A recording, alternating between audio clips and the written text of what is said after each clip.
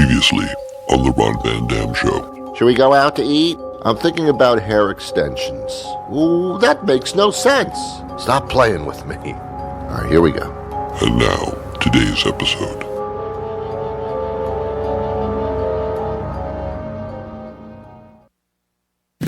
On the air everywhere, this is New England Broadcasting.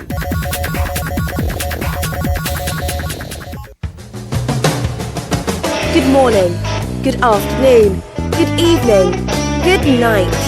It's the Ron Van Dam Show. Oh my God, this is good. Hold on tight, things can get a bit weird, if you like that sort of thing.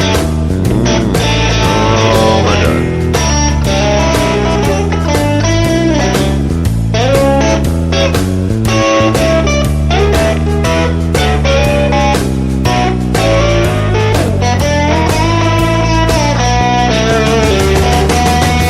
Welcome to the program. It's the Ron Van Dam Show. Guess which one I am?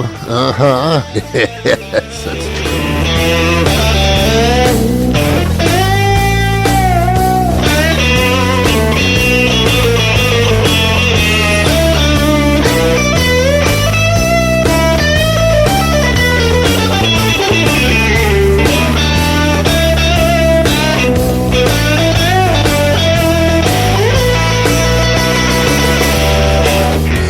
I had to call a plumber yesterday. My toilet got stuffed.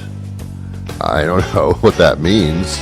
For some reason, stuff didn't want to go down the toilet. I don't know how it decides that. Was it too much? Was it consistency, like really difficult to handle? You want to hear about this at the top of a show? No.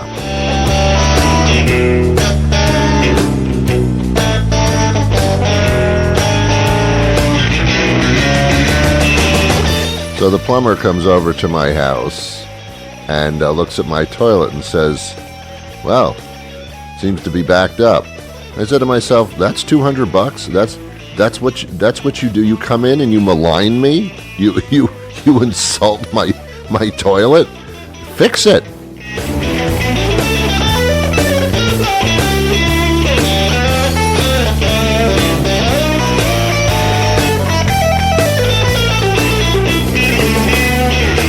Spent about 5 minutes jiggling it, and I didn't know jiggling was a repair method, and I said to myself, well, I could have jiggled it, but I guess I'm not licensed to jiggle.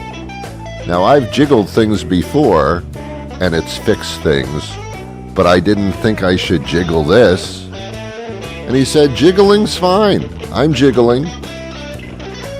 He took the thing apart and fixed the handle, and he said the chain was off, and it's a full moon, and,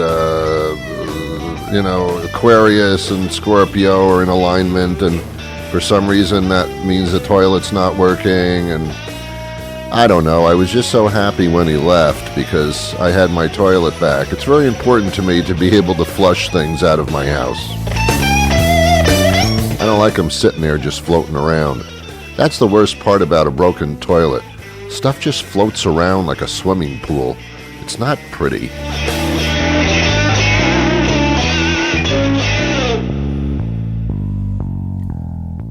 Did you think that you were going to listen to this show and not hear that kind of thing? Apparently, you haven't visited this place before. This is what I do. This is what I do. I talk about things that people don't usually talk about, but it bothers everybody. I mean, broken toilets it's on the same level as your cell phone not working for some reason or your computer freezes. It's that same panic mode. Oh my God, how will I live now? It's that same feeling like you leave your house and you forgot your cell phone. It's like, should I go back and get the cell phone? Of course I should. I can't live without it. It's the same thing with a toilet. I have no toilet. Yeah, but you've got other toilets in your house, don't you? If you're well off enough to have more than one toilet, isn't that okay? No, I want them all working all the time. Look, the one thing that's important is to get the shit out of my house as fast as possible. So that's crucial to me. These are panic mode things. Oh my God, one of my toilets doesn't work. I remember my first apartment. I had one toilet. I had a studio apartment. Studio apartment means you're living in one room. That's pretty much what it is. The living room, the bedroom, the kitchen, it's all one big room. It's just it's a festival of facilities in one room. The bathroom is always the one room that is separate. But there's only one. There's only one. And if your toilet... oh, man. I have really got to get a job. President Trump announced his re-election campaign yesterday in Orlando, Florida.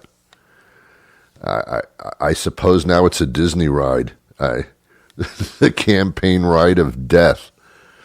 He announced in front of an enthusiastic crowd, some of them camping out front for hours and hours before the actual rally. It was similar to getting tickets to get into Star Wars when it opened. Personally, I don't even watch Star Wars movies, but in comparison, I would, compared to going into one of his rallies. Apparently, Donald got up in front of the crowd and just started screaming and ranting. Guess that's his act. And he actually mentioned Hillary Clinton over 20 separate times. He's running his campaign exactly as he did in 2016 because it was successful for him. He surprised everybody by winning the presidency. I'm still not sure that's the case. I still pinch myself every morning and wonder when I'm going to wake up out of this hellish nightmare. Hopefully in another year and a half. That's a long time, though. 4 years of my life have been wasted on insanity. Anyway, he's talking about Hillary Clinton's emails. I mean, Donald, that's over. And he makes a very strong campaign statement, which pisses people off to this day and proves that this is the end of the universe. He says that the Democrats want to destroy democracy. They are evil. They're out to destroy. I mean, oh my God. I mean, that's the way to bring people together, Don. That's what we want. More division. More anger, more fear, more fright, more division. What a wonderful kumbaya statement that was, Don. I mean, I've heard of presidents being politically divisive, but this guy, man, he's doing everything that he said shouldn't be happening. He's really messing things up. He's the fuck up president. It's amazing. It's amazing. And he's going with it. He's going with the fear and division thing that he seems to think he does so well with. Here's the problem, Don. You were running against Hillary Clinton, so people were voting for you to not vote for her. This is now a flip side thing, Don. People will vote for anybody but you, except for your little customer base. And I don't know why. You've got them under your spell somehow. Did you dangle some shiny objects in front of their faces? Yeah, I think you did. I know you did. This time, Don, you're the one that people are running against. Now you have a record of an entire presidential term. You have to run on the record of fear and divisiveness. And you were going to drain the swamp. You filled it up with stuff from my toilet. That's where it should be going. I flush my toilet, it ends up in your lap. That's your problem, Don. As I've said so many times, my grandmother could run against you and win by a landslide, and my grandmother's been dead for 20 years now, and still dead. So, Don, I mean, to me, this is just going to be fun to watch. My only fear is that Trump will start some type of international incident, and there are many to choose from, in order to divert the attention. Because Don needs to be the center of attention all the time. He's like that little child that never grew up and is not capable of growing up because of a mental condition that prevents them from doing so. Anyway, I get stuck in talking about him every once in a while because that White House is such a slapstick place to be.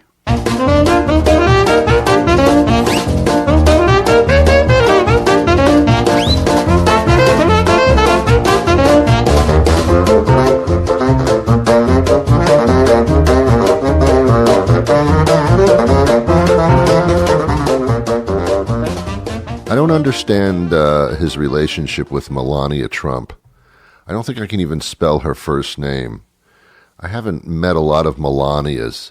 As a matter of fact, before I knew of a Melania Trump, I thought Melania was a very serious skin disease that your dermatologist informs you about after much biopsies. I'm sorry you have Melania. Oh no! Is it curable? We don't know yet. I don't understand her point.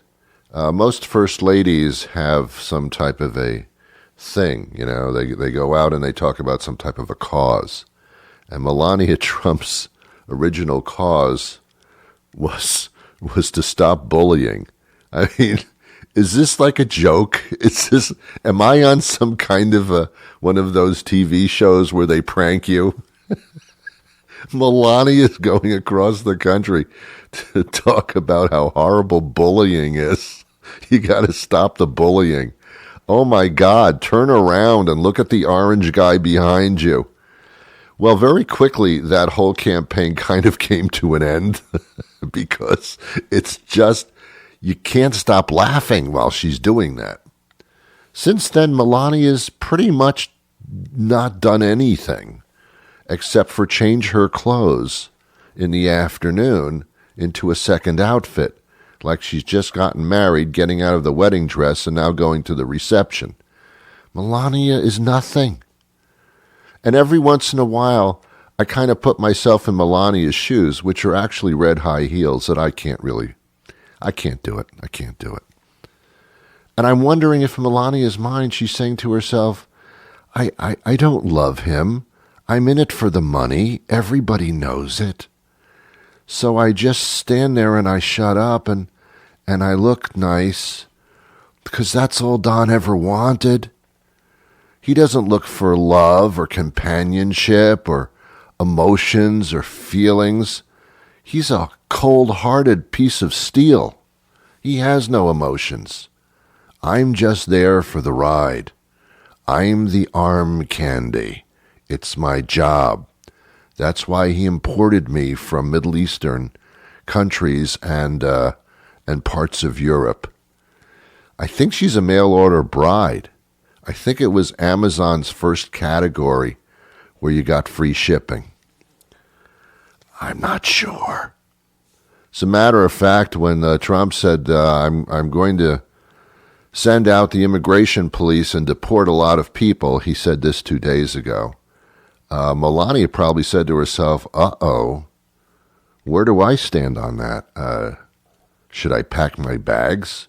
She's an American citizen because she married Donald Trump, but that's how close she came to being imported or deported or exported. Some ported in it. Some ported. Anyway, I don't want to talk about him anymore. I am sorry. But I'm very curious about their relationship. Not that I care. I mean, I should care because television shows tell me that I should care about everybody else's relationship except for mine. Jerry Springer, Dr. Phil, the Kardashians, the Real Housewives of whatever town or city you can think of.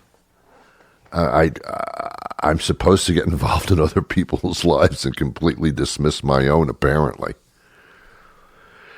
Actually, today on the show, we have a relationship expert. And this is fascinating because I don't care if you're married or not because I don't know you.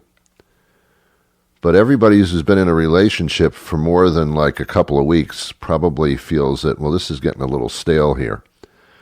So what is it about relationships that keep us together, drive us apart? We're going to speak to an expert on that on today's show, and I know you'll be fascinated because I'm paying you to do that. No, actually, I'm not paying you. You're paying me, but you don't even realize it. That's the funny part. Mexico's paying for this show. I did some yard work yesterday. Oh, my God. If you know me, you will realize this is like an incredible announcement. I don't do yard work. I don't even bend over to tie my shoes. Why bother? Velcro was invented. That's why. So people like me didn't have to bend over and tie shoes. I wear loafers. I don't know what they are, but I loved the name, so I bought them. Because I loaf around, I'm a loafer. So I might as well wear shoes that are named after me. Right. Yes. Did some yard work yesterday. I trimmed the bushes. Actually, the proper term is I pruned them. And as I was doing it, I said to myself, because this is the way I think, what am I doing pruning? What about this resembles a prune in any way? I'm not cutting the bushes with a prune or any kind of fruit. Why do they call it pruning? Why am I performing an action of pruning when I'm trimming my bushes? That sounds like a euphemism, doesn't it? Hey, what'd you do yesterday? I was trimming my bushes, if you know what I mean. Were you pruning them? Oh, that's disgusting. That's disgusting. Don't talk to me like that. That's disgusting. Yeah, I pruned. I pruned for about an hour. I have no idea what I did, but I pruned. What a stupid word. Then I got out my weed whacker. I don't know what they're called, but they're weed whackers. And I whacked my weeds, man. And again, another euphemism. I spent half the day pruning myself, and then I whacked my weeds, if you know what I mean. I'm whacking them, man. I'm whacking them like an Italian mafia movie. Hey, listen here. Here's what I want you to do. I'm going to give you $10,000. What I want you to do is go to that restaurant over there, and at about 10 o'clock, there's going to be a guy sitting in the corner. I want you to go whack him. Whack him with your weed whacker. I want to whack his weeds, if you know what I mean. I don't know. I don't know. I was whacking my weeds. I was whacking them. Like a whack-a-mole. You ever play that game at a carnival? Whack-a-mole, is that what it's called? Guacamole? I get confused. The English language is just very, very confusing. Well, our guest joins us momentarily. I know you have a relationship of some sort, whether you're married or not, so I know this is going to be fascinating for you. I tailor things so that things are fascinating for you, because that's all I really care about. And we're going to do that right after this. Ain't always easy these days to know what to give your kids for snacks. Sugary this, high fructosey that. Heck, even the stuff they call natural ain't always natural. But there's one snack when your kids ask for it, you know exactly what you're giving them. I want piggy parts. I want piggy parts. Professor Parker's preserved piggy parts are 100% all-natural salt-preserved pig parts. What parts, you ask? Well, some folks would call them scraps or ears or hoofs, but kids just call them delicious. And with their stiff, leathery texture, one Professor Parker's preserved piggy part will last a kid all afternoon. That's what we call value. So stock up now for school. You'll find them at the end of the pet food aisle in original, barbecue, or vinegar, garlic, teriyaki, onion, habanero, pineapple flavor. Give them a try and you'll see why kids say, That's some good piggies. Professor Parker's preserved piggy parts. Hi, Dr. de Marneffe. How are you? Good. How are you? I'm great. How are you doing today? I just asked you that, so let's move on. It's okay. It's early. Yes. Earlier here than there. That's true. She is the author of The Rough Patch, Marriage and the Art of Living Together, which is, I think it's more significant now than ever before, to be honest with you. The divorce rate has been high for quite some time, but it seems that in today's world, there's a lot more stresses, and we need people to take them out on, and that's usually the person we're with, and that creates some problems. Well, that's a very astute observation, because of course the person who's right next to us all the time easily becomes the scapegoat Yes. for our frustrations. Yes. And it's such a challenging thing to need to be tactful and sensitive to the person you're trying to have an intimate bond with at the same time you're trying to get some help with your anxiety and stress. So, yeah I agree. Yeah. The divorce rate has been quite high for quite some time, and I don't think we're necessarily talking about marriage as we are about being with a significant other. Yeah, I mean, people marry less now relative to times in the past because, mores have changed in terms of, living together. Certainly single parenthood has been much more acceptable in recent decades. So the book is really about long-term intimate relationships, but its principles and its ideas are really applicable to any important emotional relationship, because it's really about how do you become increasingly aware of your emotions, skillful in communicating them and expressing them, finding ways to get the kind of communication that feels nourishing and satisfying and effective. And all those things are, pretty complex and deep processes that bear on pretty much any important relationship that we have in life. Yeah, it's interesting. I want to go off on a little bit of a tangent here. It seems that in today's world of social media, that everybody seems like they're diagnosable. There's some condition that almost everybody has. We've come up with names for things that we like for every little problem we have. That now it's a condition. Have we over-conditioned ourselves to the point where we're now paranoid about ourselves? Well, I think there is this certain kind of how am I being viewed by the world, and what's the snapshot I'm getting of other people through what they're producing in the public sphere. Self-awareness is a good thing. Being aware of what your issues are, what your problems are, what you're contributing to relationships is very important. But a certain kind of hyper self-consciousness about what I'm doing wrong or right, I think is actually fed by this very, public and kind of self-conscious social media world that we live in. And, of course, a recipe for an unhappy relationship is turning to your partner and diagnosing all their problems. So the book is really about how do you look within, how do you know yourself, how do you become self-aware of what you're doing in a given situation, which can be an incredibly powerful tool to making something better happen. You do something in this book that I found a little bit different, which is you use real-life situations of profiles of other people. And sometimes when we see other people doing something and we recognize that we also do that, it kind of goes, oh, is that what I'm like? It's an interesting way of recognizing yourself.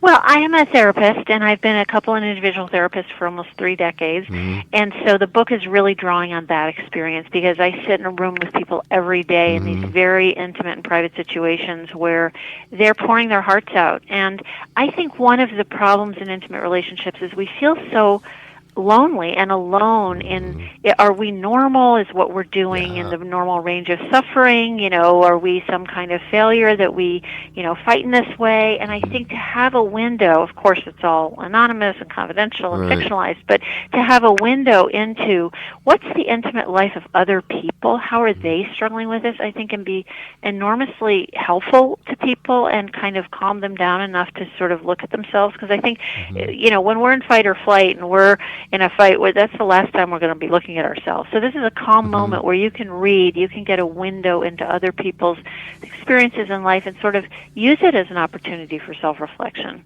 Yeah, interesting. I guess the biggest step is to recognize who you are and to accept it, but the smaller yet larger step is how do you go about changing a habit that you've had probably all your life?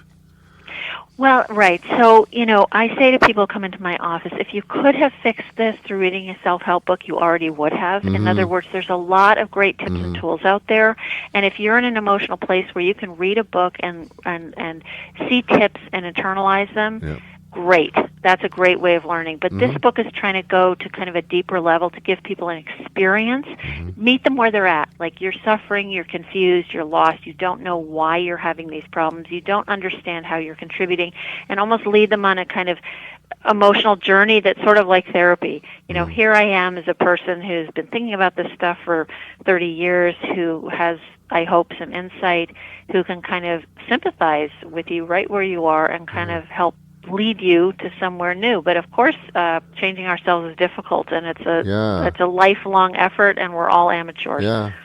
In one sense, it's difficult to change. In another, our relationships do change, especially over a longer span of time. I know many marriages that have lasted 50 years, and the question when you meet a couple like that, what's the first question you ask them? How do you do that? How is your relationship so successful? It's the first question, because we're all so in awe. Right. It's almost like meeting a 100-year-old person saying, "How did you live so long? What's the trick?" Yeah. Well, and people probably usually answer that question with some version of we kind of changed together, or we found a way to make room for the ways the other person was changing. And so that's always going to be a part of a long relationship, is how can we kind of ride this wave together in such a way that the changes kind of harmonize. Yeah. Do we as humans, do we expect perfection or seek perfection? Is that a good idea? I think for ourselves, people tend to be extremely self-critical when they're not perfect. And so whatever capacity you can develop toward yourself for curiosity about your own emotional life and self-compassion is going to pay you back tenfold in your relationships, because I think people are often perfectionistic about other people because they're so afraid of not being perfect themselves. And that comes from shame, and that comes often from having grown up in a family where it wasn't okay to be human and to be imperfect and to have your struggles. I was talking to somebody in couple therapy where the woman was saying the husband says, whenever she says, or the kids say, I'm trying, he says, trying isn't good enough. What's trying? And I thought, that's exactly the opposite message for mental health, which is, of course, you're always trying. Of course, you're always trying to do better or trying to understand, and that's being human. And so I'm really trying to give people permission to love themselves as fallible human beings, which we all are and always will be. Yeah, interesting. We do a lot of projecting upon each other, don't we? Yeah, projecting, I'm glad that's a psychological word that's entered the general vocabulary, and probably all your listeners know what projecting is. And it's a natural human tendency, and in fact, early baby research says babies need to project because they basically need to put their feelings into their parent before they have words, so the parent's like, oh, I understand what you're feeling. But in adulthood, if I'm married to you and I'm saying, like, you're always so selfish and you're always doing this and that, and acting as if I know what's motivating you out of my own mind, I'm saying, like, I know what you're thinking, that's always a recipe for disaster, because nobody wants to be told what they're thinking. Yeah, no question about that. It's a fascinating book, and it digs a little bit deeper a lot deeper than some of the other books of its kind. It's very interesting. It's The Rough Patch, Marriage and the Art of Living Together, and it doesn't really necessarily have to be marriage. It's good for any relationship that you want to nurture. It's available everywhere, I assume. It is. Great. And how do we follow you? Not in a stalking, not in a stalking manner. I'm on Twitter at Daphne DeMarneffe, and then I have a website, daphnedemarneffe.com. I have a long, complicated name, but if you enter some version of Daphne DeMarneffe, I'm sure you'll find me. Okay, great. Let me just spell your last name for listeners. It's D-E, and then it's M-A-R-N-E-F-F-E. And, yes, FF is in Frank. Excellent. Hey, it's great talking to you. I could talk to you for hours, but I'm not allowed to. Okay, thanks so much for having me. Thank you so much, Doctor. Bye-bye. Bye-bye. There you go.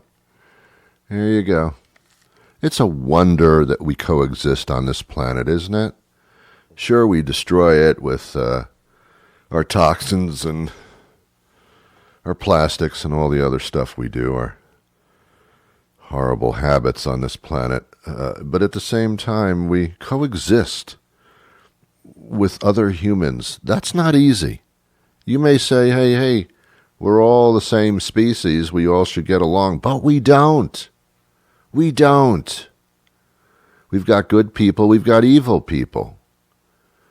And somehow we're supposed to get along because we all look the same. Yeah, maybe we look the same in a way, but some of us really suck. I mean, some of us don't really belong here. Some of us should be banished, just like Trump's immigration policy. Some of us should be removed from the planet and sent to some other galaxy. I really think that's true. Just because you're a human being doesn't make you sensitive and wonderful.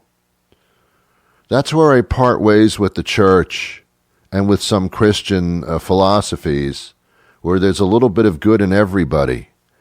No, I've met a lot of people. There was no good in them at all. Not even when they were naked. There's nothing in there. They ain't good. Their heart pumps blood, but that's about it. So no.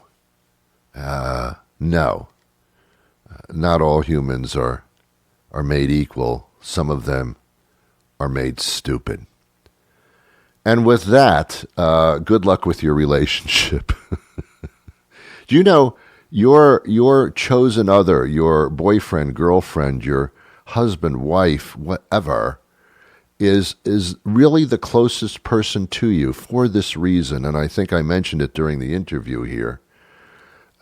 We say we're so close to family. We didn't choose our family. There was no lineup. We didn't get a chance to interview them to see if they had anything in common with us. Just because someone shares the same blood as you do doesn't make you really close to them. It just makes your blood similar. And that's not enough for a relationship. What's the closest thing you have in your relationship? Blood. We have similar blood. Wow, okay. But friends and relationships, that's your choosing. That's all you. You can pick and choose. You can be a weak person and choose all these idiots to be friends with. That's up to you. But you have the ability to choose who you're going to spend your time with.